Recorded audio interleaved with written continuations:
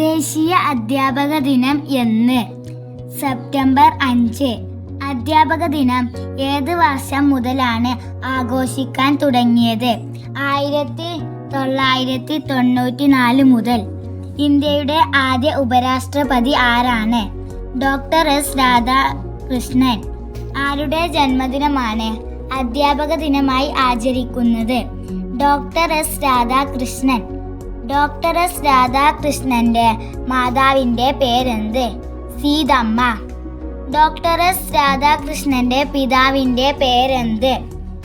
Sarvepalli Veeraswamy. Doctor S Radhakrishnan ജനിച്ച സ്ഥലം Tiruttani, Tamil Nadu. Doctor S Radhakrishnan ജനിച്ച വർഷം 1888 സെപ്റ്റംബർ 5.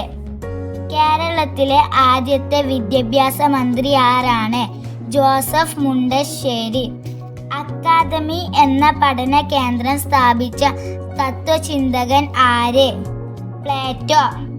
ഇന്ത്യയുടെ സ്കൂൾ തലസ്ഥാനം എന്നറിയപ്പെടുന്നത്?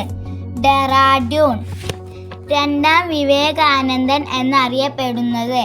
Doctor S Radhakrishnan. സ്വതന്ത്ര ഇന്ത്യയിലെ ആദ്യ വിദ്യാഭ്യാസ commission? Radhakrishnan commission. Doctor S രാധാകൃഷ്ണന്റെ മുഴുവൻ പേര്?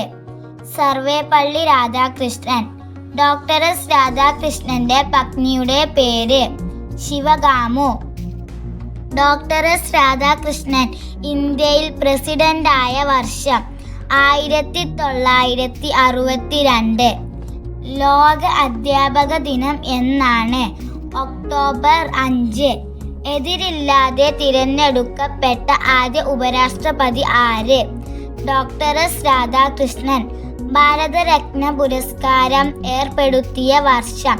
1954. ഉപരാഷ്ട്രപതിയാവാൻ ഡോക്ടർ എസ് രാധാകൃഷ്ണനെ ക്ഷണിച്ചത്? ജവഹർലാൽ നെഹ്റു.